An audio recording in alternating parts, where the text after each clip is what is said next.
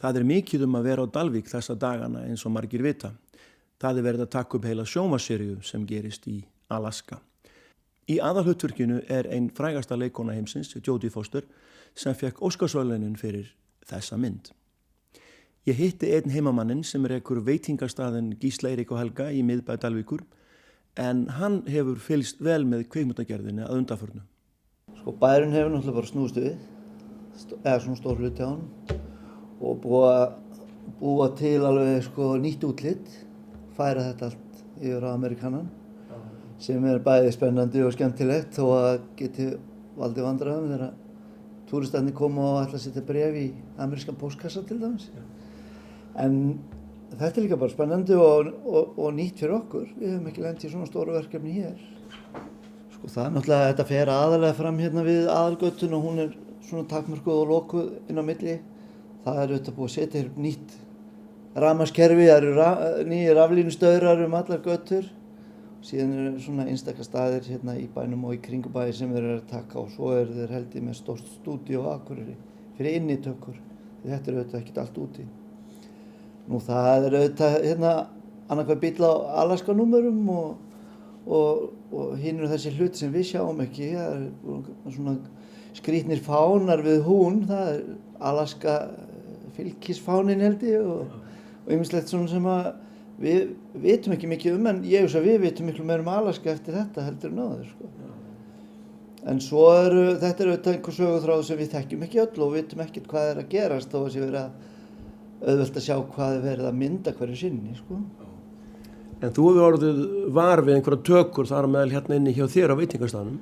Já, það var nú bara eitthvað sem breyttist með stuttum fyrirvara og ein sena byrjaði hér og fór svo fram hérna í kringum lögreglustöðina sem okkar pósthús og við höfum náttúrulega rekist á þetta en þeir eru að mynda svo mikið á kvöldinu og nóttunni að þetta fer nú fram hjá ansi mörgum held ég og kannski minnst truflun náttúrulega þá í gangi líka.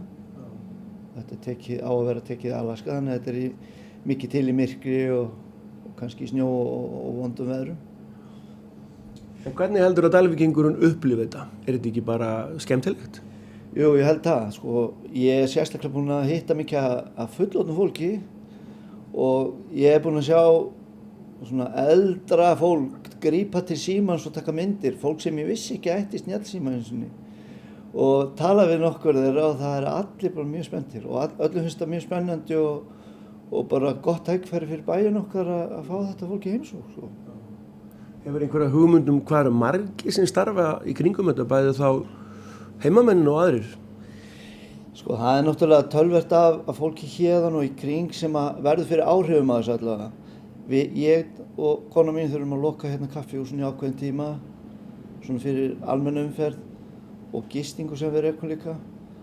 Og það auðvitað hér verslanir eins og ný byggingarvöruverslun sem nýtur mjög góðs af þessu held ég vegna þess að það ansi margt sem þarf með stuttum fyrirvara. En svo auðvitað fólk frá True North, kvikmyndafyrirtækinu og veitingaþjónusta sem þarf að servera allt þetta fólk á nóttunni og fleiri, flutningabílar og trailerar og allt þetta, húsbílar og hjólhýsi. En ég veit ekki, ég heyrði það að væri minnstakosti 400 manns á svæðinu þegar allt væri á fullu. Ég hugsa að séu fleiri þeirra mestir. Það lítur þannig út allavega fyrir mér, sem leikmanni. Já, þið eru nú æfingu að fá þúsundur í bæinn, svo ég nefni bara fiskidaginn. Já, við vorum að grínast með þetta daginn. Þetta væri bara svona fiskidagur fyrir okkur. Það tilhlökkun í öllum fyrir fiskidaginn í sumar. Og þetta alveg ekta upplifun fyrir okkur að fá svona mikinn fjölda í bæinn, Og ég held sé ótrúlega svona smurt, en það fylgir þessu ýmislegt aukalega eins og til dæmis það að þeir þurfa að fá aðstoð við gæslu og vaktanir á verðmætum og búnaði. Þeir geta ekki sinnt í öllum meðan þeir eru í upptökum annað, Þannig að það þarf að fylgjast vel með að allt fari vel fram líka. Og fyrir bæjarstjóri þarf að flytja heiman? Já, ég held nú bara hreinlega að Svanfríður hafi meir og minna ílengst. Henni finnst þetta svo spennandi, hún tímir ekki að fara í burtu held ég, þó að það sé búið að byrgja hana inni, eiginlega. En þetta er bara mjög fyndið og skemmtilegt.